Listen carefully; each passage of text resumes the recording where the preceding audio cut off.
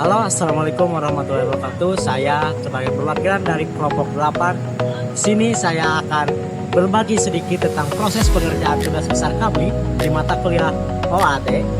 Dengan itu, mari kita saksikan. Oke, baik.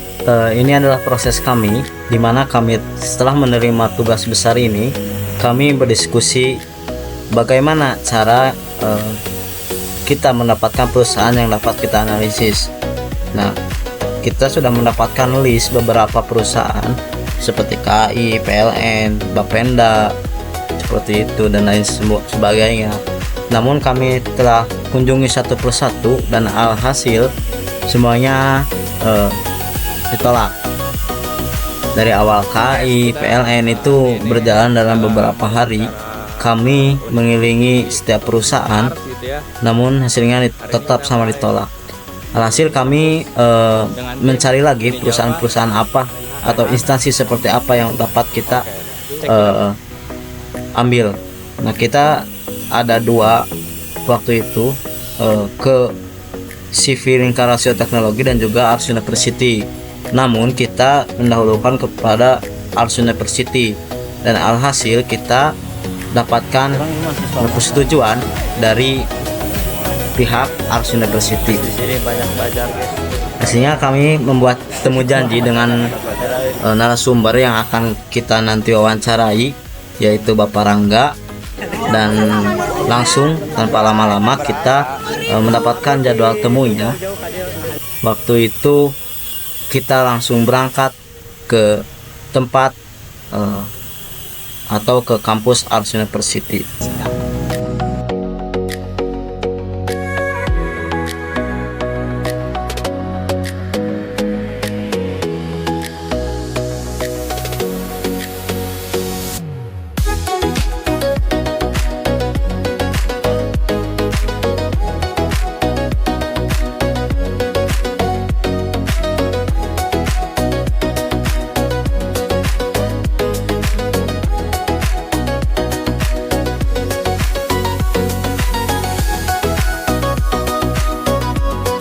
Kita hari ini dalam wawancara ke University Ars gitu ya.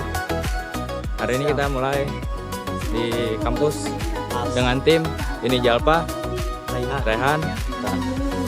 Oke, check it out.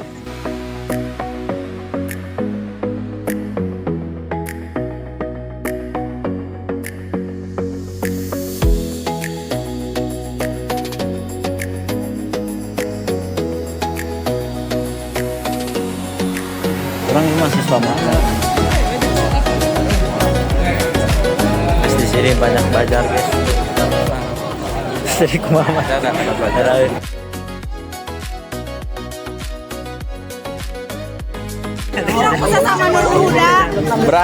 Berapa? 1000. Abi itu jauh-jauh kadir.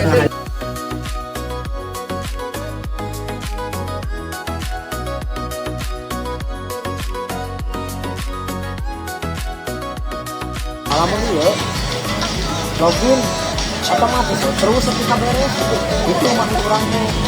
Jadi kayak seolah-olah kita pengen ngerjain sendiri. Nah, hari ini kan upload dosen, kan?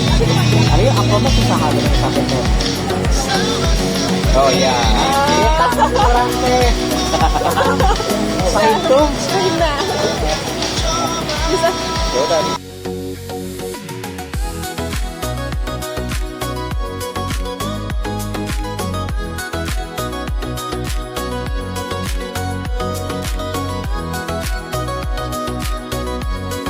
Kita adalah proses pengerjaan tugas besar kami.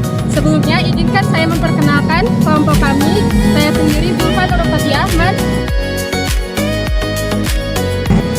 Saya Muhammad Iqbal juga. saya Muhammad Mutawakil. Nah, maka dari itu, marilah kita lihat presentasi atau penjelasan dari tugas besar kami. Saksikan video berikut.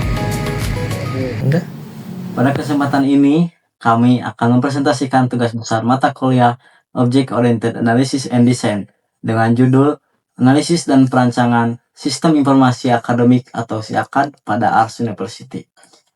Ars University saat ini menggunakan sistem informasi akademik. Sistem ini digunakan oleh banyak pihak, mulai dari mahasiswa, dosen, bagian akademik, bagian keuangan, hingga pimpinan kampus. Selain SIAKAD, kampus juga menerapkan sistem Learning Management System dan metode Blended Learning.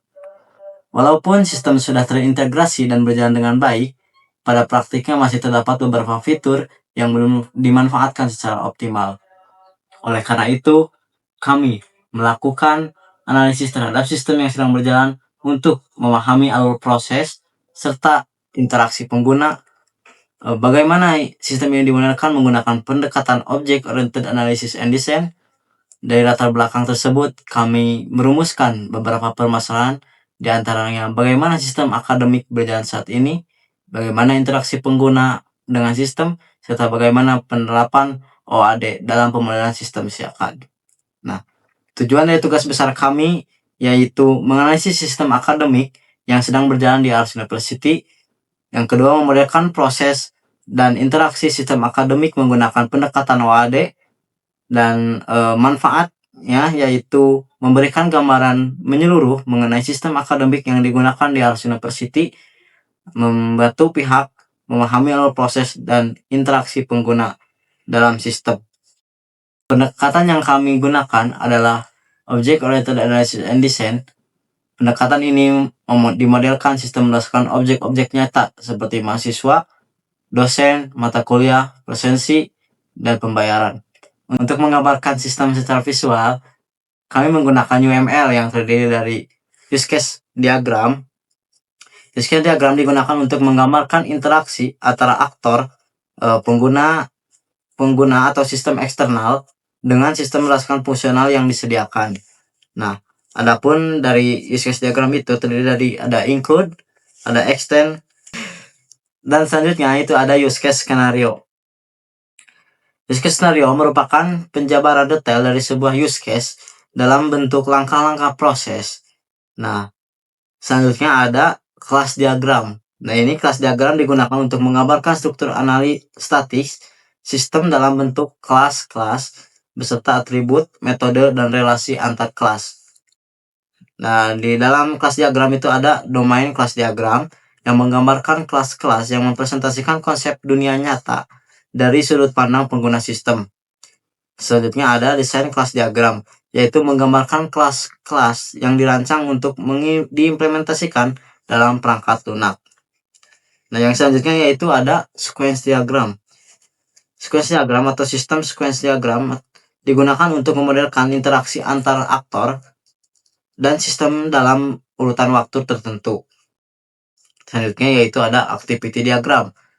Nah, activity diagram ini merupakan gambaran alur kerja atau proses bisnis. Activity diagram ini merupakan gambaran alur kerja atau proses bisnis dalam sistem. Nah, dalam activity diagram itu ada beberapa notasi. Yang pertama itu ada initial state, ada action, ada transition, terus ada final state, dan juga swim lane. Nah itulah awal pembukaan presentasi, dan selanjutnya akan dilanjutkan oleh rekan kami yang akan menjelaskan terkait analisis sistem dan kebutuhan sistem. Pada bagian ini, saya akan menjelaskan hasil analisis sistem akademik yang sedang berjalan di Ars University. Sistem SIAKAD digunakan untuk mendukung berbagai proses akademik, seperti pengelolaan nilai, unggah materi perkuliahan, presensi mahasiswa, pembayaran UKT atau SPP, serta layanan bantuan. Dalam analisis ini, kami menyusun Functional Requirement Specification atau kebutuhan fungsional sistem. Kebutuhan fungsional ini disusun berdasarkan peran masing-masing pengguna. Di sini ada user story. Sebagai pengguna, ingin masuk ke sistem secara aman agar data pribadi saya terlindungi. High priority-nya, login sistem, melakukan autentikasi akun menggunakan username dan password untuk mengakses fitur sesuai hak akses. Lalu ada sebagai mahasiswa, saya ingin mengelola administrasi dan akademik secara mandiri agar proses kuliah lancar. High priority-nya, akses materi kuliah, melihat dan mengunduh file materi dari laporan perkuliahan yang diunggah dosen.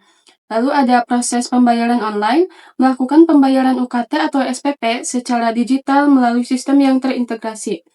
Medium priority-nya, cek jadwal kuliah, melihat jadwal pelajaran dan ruang kelas secara real time. Lalu ada input presensi, melakukan absensi mandiri di sistem tanpa perlu dipanggil satu persatu oleh dosen. Lalu ada low priority-nya, buat tiket keluhan, melaporkan kendala teknis sistem atau kerusakan fasilitas fisik ke bagian. Sebagai dosen, saya ingin melaporkan aktivitas mengajar dan menginput nilai sebagai kewajiban administratif. Lalu ada high priority-nya, kelola materi perkuliahan, mengunggah file materi pertemuan sebagai bentuk pelaporan kegiatan mengajar. Ada input nilai proyek atau ujian, memasukkan nilai mahasiswa berdasarkan hasil ujian atau proyek ke dalam sistem. Lalu ada medium priority-nya, validasi presensi, memantau dan memverifikasi kehadiran mahasiswa di dalam kelas. Ada low priority-nya, buat tiket keluhan, melaporkan jika terdapat error pada fitur dosen atau masalah fasilitas di ruang kelas. Selain kebutuhan fungsional, kami juga mengidentifikasi non-functional requirement specification. Kebutuhan non-fungsional ini meliputi keamanan data, kemudahan penggunaan sistem, ketersediaan sistem selama 24 jam, serta keandalan dan skalabilitas sistem. Di sini ada security. Definisinya, sistem harus menjamin keamanan data akademik dan keuangan dari akses tidak sah, serta mencegah risiko kebocoran data. Terus ada performance. Sistem harus dapat diakses 24 jam dan memiliki jalur pelaporan alternatif jika sistem utama mengalami gangguan. Lalu ada scalability, sistem harus mampu menangani penambahan jumlah mahasiswa atau data alumni tanpa penurunan performa. Sebagian besar kebutuhan non-fungsional ini didukung oleh penggunaan platform Sevima yang berbasis cloud. Untuk menggambarkan interaksi pengguna dengan sistem, kami menggunakan use case diagram. Use case diagram ini menampilkan aktor-aktor yang terlibat seperti mahasiswa, dosen, akademik, bagian keuangan, dan petugas bantuan beserta fungsi yang dapat mereka lakukan. Di sini ada 6 aktor dan 5 use case, di antaranya ada aktor dosen, ada petugas bantuan, ada akademik, kaprodi, mahasiswa, dan bagian keuangan. Lalu ada 5 use case, di antaranya ada kelola penilaian, kelola materi perkuliahan, kelola presensi dan jadwal kuliah, kelola pembayaran dan layanan bantuan. Semua use case include ke login kecuali layanan bantuan. Di sini aktor dosen bisa mengelola penilaian, terus mengelola materi perkuliahan, mengelola presensi dan jadwal kuliah. Di sini dosen bisa mengelola penilaian, mengelola materi perkuliahan, mengelola presensi dan jadwal kuliah, serta bisa mengakses layanan bantuan. Terus petugas bantuan bisa mengakses layanan bantuan. Akademik bisa mengelola materi perkuliahan, lalu aktor kaprodi mengelola presensi dan lalu aktor kaprodi mengelola presensi dan jadwal kuliah. Lalu ada aktor mahasiswa bisa mengakses materi perkuliahan, mengakses presensi dan jadwal kuliah, mengakses pembayaran dan mengakses layanan bantuan. Lalu ada bagian keuangan bisa mengelola pembayaran. Lalu ada bagian keuangan yang bisa mengelola pembayaran. Setiap use case kemudian dijabarkan dalam bentuk use case skenario yang menjelaskan alur normal, alur alternatif, dan kemungkinan error yang dapat terjadi pada sistem. Selanjutnya, rekan saya akan menjelaskan pemodelan sistem menggunakan diagram UML. Pada bagian ini, saya akan menjelaskan pemodelan sistem menggunakan use case skenario dan menggunakan activity diagram dan sequence diagram dan class diagram. Di sini saya akan menjelaskan use case skenario di masing-masing use case. Yang pertama adalah login. Primary aktornya dosen, mahasiswa, kaprodi, akademik, bagian keuangan, dan petugas bantuan. Importance levelnya ada high. Secondary-nya tidak ada, stakeholder dan interest. Seluruh pengguna sistem atau aktor ingin mengakses fitur-fitur si akad sesuai hak akses mereka dengan aman. Sistem ingin memastikan hanya pengguna terdaftar yang dapat masuk. Brief description, proses validasi identitas. Pengguna menggunakan kredensial seperti username dan password untuk memberikan akses masuk ke sistem utama si akad. Normal flow of event. Ini alur untuk si login. Yang pertama adalah pengguna membuka halaman atau aplikasi si akad Ars University. Kedua, sistem menampilkan form login yang terdiri dari password yang telah didaftar dan username. Yang ketiga, pengguna memasukkan username dan password yang telah terdaftar. Yang keempat, sistem memvalidasi kredensial yang diinputkan ke dalam database untuk menyesuaikan database yang sudah ada. Yang kelima, sistem mengarahkan pengguna ke halaman dashboard utama sesuai dengan peran role masing-masing, seperti mahasiswa masuk ke halaman mahasiswa, dosen ke halaman dosen. Di sini relationship-nya ada asosiasinya dosen, mahasiswa, keprodi, akademik, bagian keuangan, dan petugas bantuan.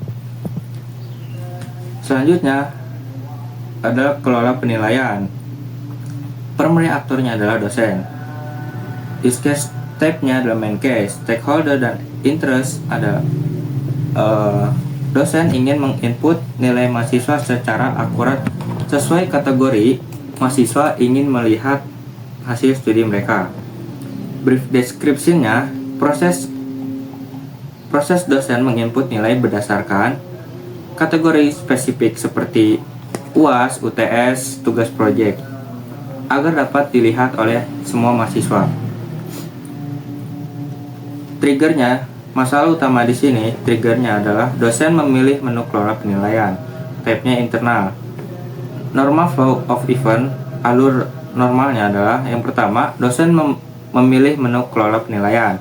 Kedua, sistem menampilkan pilih kategori UAS, UTS atau project quiz. Yang ketiga, dosen memilih salah satu kategori penilaian spesifik.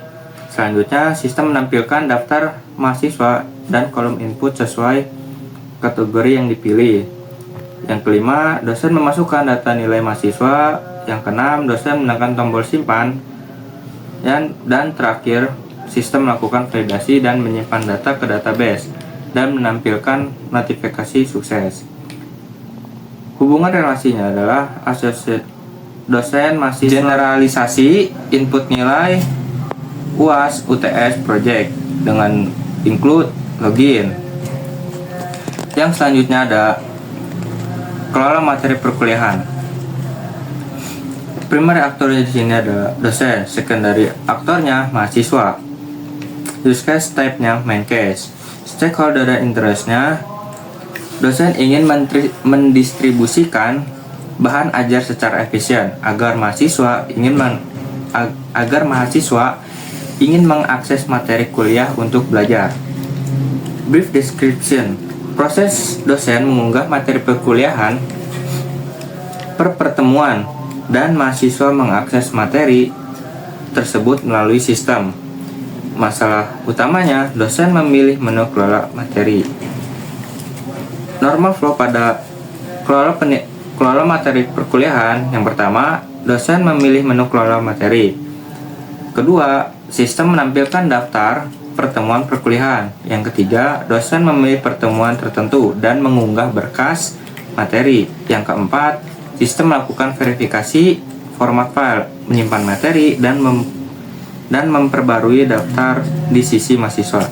Yang terakhir, mahasiswa mengakses menu laporan atau materi perkuliahan.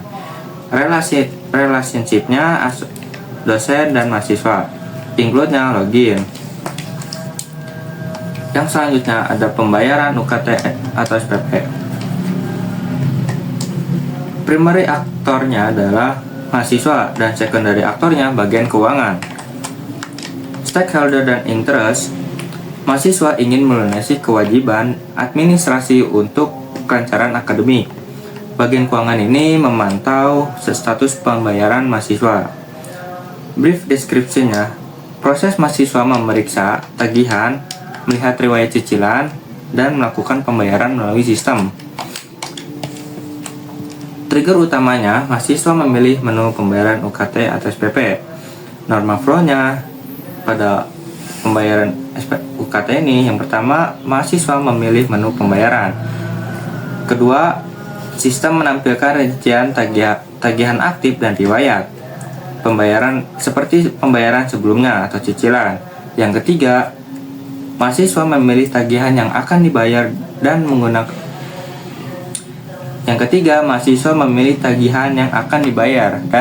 metode pembayaran yang dipilih. Yang terakhir, sistem memperbarui status pembayaran dan menampilkan notifikasi sukses. Relasinya mahasiswa dan bagian keuangan, include-nya login dan extend cetak bukti bayar untuk mahasiswa setelah melakukan pembayaran. Yang terakhir adalah layanan bantuan. Primary aktornya pengguna seluruh aktor seperti mahasiswa, dosen, akademik, kaprodi itu bisa melakukan layanan bantuan. Important levelnya medium, use case type-nya main case. Stakeholdernya petugas helpdesk itu sendiri. Stakeholder dan interest. Pengguna ingin mendapatkan solusi atas kendala fasilitas atau administrasi. Petugas ingin mengelola tiket keluhan secara terorganisir. Brief description-nya, pengguna mengajukan keluhan melalui sistem ticketing yang kemudian diproses oleh admin atau petugas. Trigger utamanya, pengguna memilih menu layanan bantuan. Norma flow-nya, pengguna mengisi formulir keluhan seperti keluhan fasilitas, keuangan, atau akademik. Yang kedua, sistem meneruskan laporan ke akademik. Yang ketiga, akademik memverifikasi laporan dan melaporkan ke petugas terkait.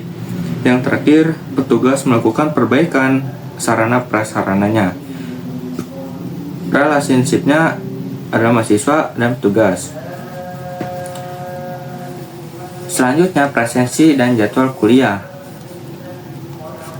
Di sini primary aktornya ada dosen dan stakeholder interestnya. Dosen ingin mendata kehadiran secara akurat. Mahasiswa ingin memastikan kehadiran tercatat di sistem. Brief description-nya, proses pencatatan kehadiran mahasiswa sesuai jadwal perkuliahan yang sedang berlangsung. Trigger utamanya, waktu perkuliahan dimulai sesuai jadwal. Norma flow-nya, dosen membuka menu jadwal. Kedua, sistem membuka jadwal sesuai hari. Dan ketiga, dosen mengaktifkan fitur presensi. Dan keempat, mahasiswa melakukan pengisian presensi. Relationship-nya, mahasiswa dan dosen menggunakan include login. Nah, diagram ini membantu kita memahami urutan aktivitas dan tanggung jawab masing-masing aktor. Selanjutnya adalah activity diagram. Di sini activity diagram kita menggambarkan yang pertama ada login. Yang pertama di sini swim lane-nya ada user dan sistem, di mana user membuka aplikasi halaman atau login, lalu sistem merespon menampilkan form login. Setelah menampilkan, si user memasukkan username dan password. Klik tombol login setelah memasukkan username dan password. Lalu, sistem merespon melakukan validasi kredensial. Di sini melakukan decision. Jika data tidak valid, maka kembali memasukkan username dan password. Jika data valid, akan menampilkan dashboard utama sesuai hak akses role. Lalu selesai. Yang kedua, kelola penilaian. Kelola penilaian sendiri ada 3 swim lane. Yang pertama ada dosen, kaprodi, dan akademik. Yang pertama start, dosen membuka menu kelola penilaian, lalu pilih mata kuliah dan komponen nilai seperti UTS, UAS, dan project. Lalu input nilai. Kaprodi di sini meninjau laporan nilai per prodi. Lalu akademik menyimpan data. Lalu selesai. Selanjutnya, kelola materi perkuliahan. Di kelola materi ini ada 3 swim lane. Ada dosen, sistem, dan mahasiswa. Si dosen membuka menu kelola materi. Sistem melakukan respon, menampilkan daftar pertemuan, lalu mengembalikan ke dosen untuk mengunggah materi perkuliahan. Selanjutnya, si sistem melakukan respon, menyimpan dan memperoleh daftar. Lalu mahasiswa dapat mengakses dan mengunduh materi. Selesai. Selanjutnya, ada kelola pembayaran UKT. Di sini ada 3 streamline utama. Yang pertama ada mahasiswa, sistem, dan keuangan. Untuk mahasiswa, melakukan start, pilih menu pembayaran, lalu sistem merespon menampilkan nominal tagihan, lalu mahasiswa melakukan pembayaran sesuai metode. Setelah itu, bagian keuangan memverifikasi pembayaran, lalu sistem melakukan pembaruan status tagihan menjadi lunas. Setelah itu selesai. Selanjutnya ada kelola layanan bantuan. Di sini ada 4 streamline. Ada pengguna, sistem, akademik, dan tugas. Yang pertama, petugas. Melakukan saat input keluhan, lalu sistem menampilkan meneruskan laporan ke admin. Lalu setelah meneruskan laporan, akademik melakukan respon verifikasi laporan. Selanjutnya melaporan ke petugas terkait. Ke petugas melakukan respon, melakukan perbaikan dan sarana prasarana. Setelah itu selesai. Selanjutnya ada kelola presensi dan jadwal. Di sini ada 4 streamline utama. Ada dosen, mahasiswa, sistem, dan akademik. Yang pertama, dosen melakukan membuka menu jadwal. Lalu sistem merespon membuka jadwal sesuai hari. Lalu mengembalikan fitur ke dosen mengaktifkan fitur presensi. Lalu mahasiswa dapat melakukan pengisian presensi. Setelah melakukan presensi, melakukan pengisian presensi, akademik melakukan rekapitulasi kehadiran. Setelah itu selesai. Selanjutnya adalah sequence diagram yang menggambarkan urutan interaksi antara pengguna dan sistem secara kronologis. Nah, pada slide ini kita akan menampilkan sequence diagram login. Diagram ini menggambarkan urutan proses ketika pengguna melakukan login ke sistem Siakat. Pertama, pengguna memasukkan username dan password pada form login. Kemudian, sistem menerima data tersebut dan mengirimkannya ke database untuk dilakukan proses validasi. Jika data yang dimasukkan sesuai, sistem akan mengembalikan respon berupa login berhasil dan mengarahkan pengguna ke halaman dashboard sesuai dengan perannya. Namun, jika data tidak sesuai, sistem akan menampilkan pesan login gagal dan meminta pengguna menginput ulang data. Proses ini memastikan bahwa hanya pengguna terdaftar yang dapat mengakses sistem. Nah, selanjutnya di sini ada sequence diagram penilaian. Diagram ini menunjukkan alur ketika dosen menginput nilai dosen. Yang pertama, dosen memilih menu kelola penilaian dan menentukan kategori nilai seperti UTS, UAS, dan proyek. Sistem kemudian menampilkan daftar mahasiswa berdasarkan mata kuliah yang dipilih. Lalu, dosen menginput nilai mahasiswa ke dalam sistem. Setelah itu, sistem melakukan validasi nilai. Misalnya, memastikan nilai tidak kurang dari 0 dan tidak lebih dari 100. Jika valid, sistem menyimpan nilai ke dalam database dan menampilkan notifikasi bahwa data berhasil disimpan. Proses ini memastikan penilaian dilakukan secara akurat dan terstruktur. Selanjutnya, ada sequence diagram kelola materi perkuliahan. Diagram ini menggambarkan alur dosen dalam mengunggah materi perkuliahan. Yang pertama, dosen memilih menu kelola materi. Lalu, sistem menampilkan daftar pertemuan perkuliahan. Dosen memilih pertemuan tertentu dan mengunggah file materi.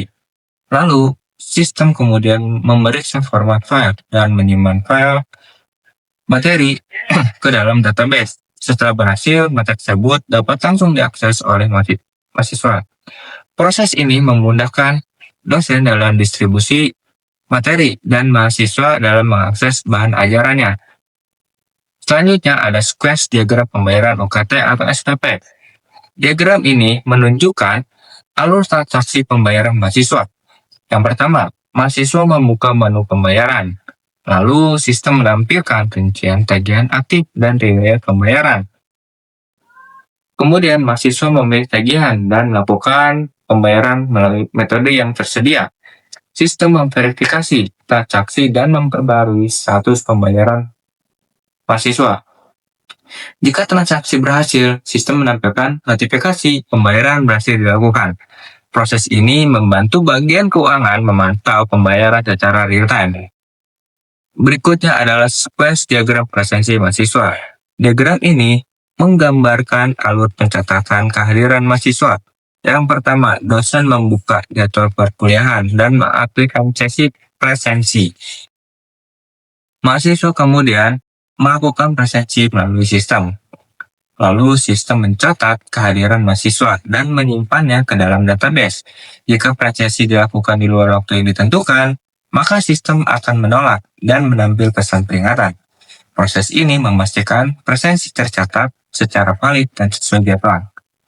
Terakhir adalah sequence diagram layanan bantuan. Diagram ini menggambarkan alur pengajuan keluhan pengguna. Yang pertama, pengguna mengisi form keluhan melalui menu layanan bantuan. Lalu sistem meneruskan laporan tersebut ke admin atau petugas terkait. Lalu petugas memproses keluhan dan memperbarui status penanganan di sistem. Kemudian pengguna dapat memantau status keluhan hingga masalah selesai ditangani.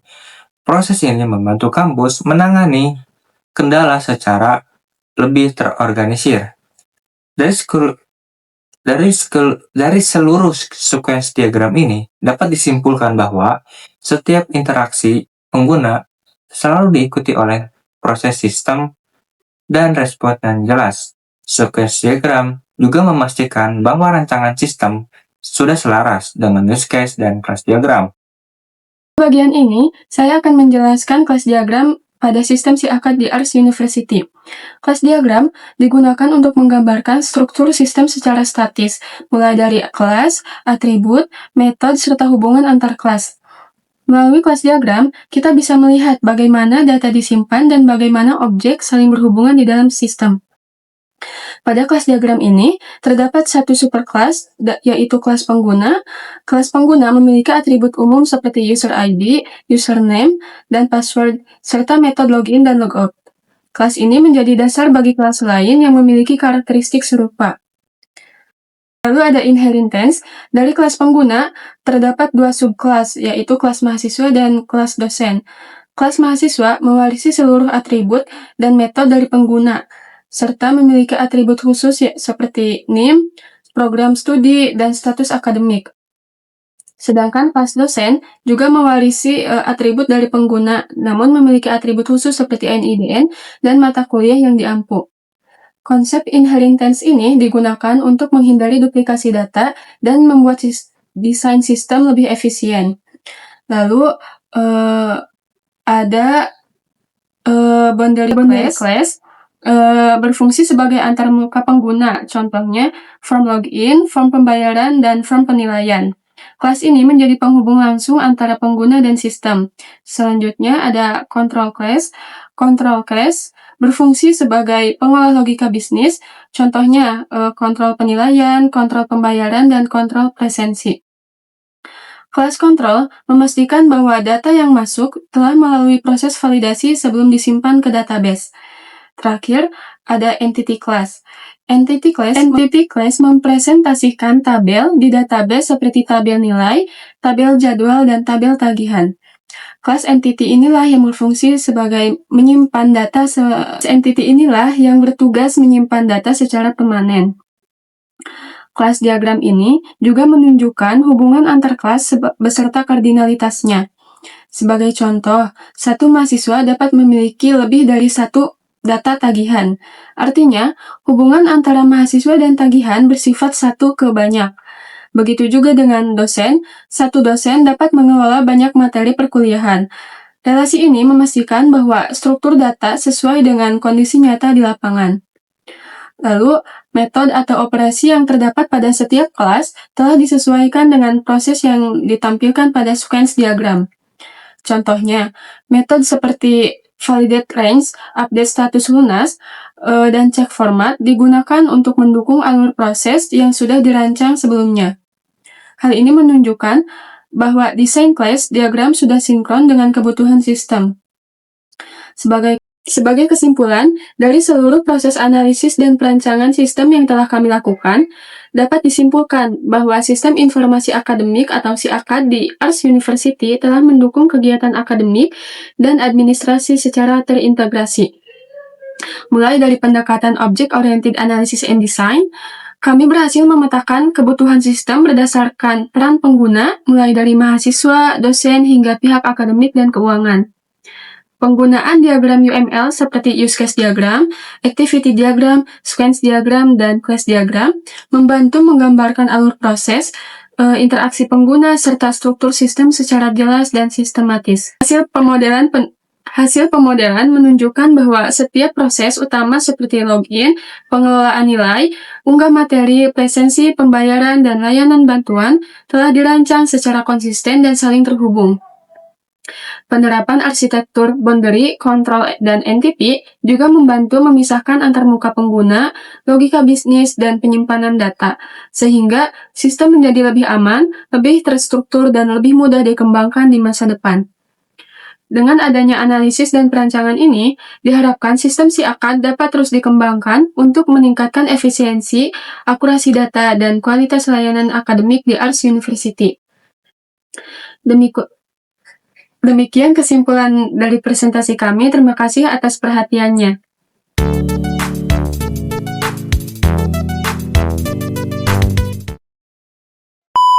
Satu tiga. Halo, assalamualaikum warahmatullahi wabarakatuh. Perkenalkan, salah. Maaf. Gua adanya. Halo guys, nih kita dapat.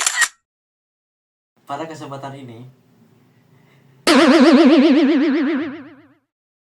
ketik nice cut ya. Rawat. Kahayang mah ieu tes aku.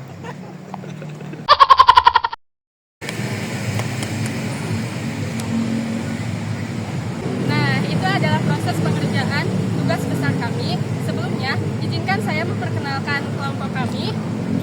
Saya sendiri Zulfan Nurfatia Ahmad. Saya Muhammad Usman Bayuga.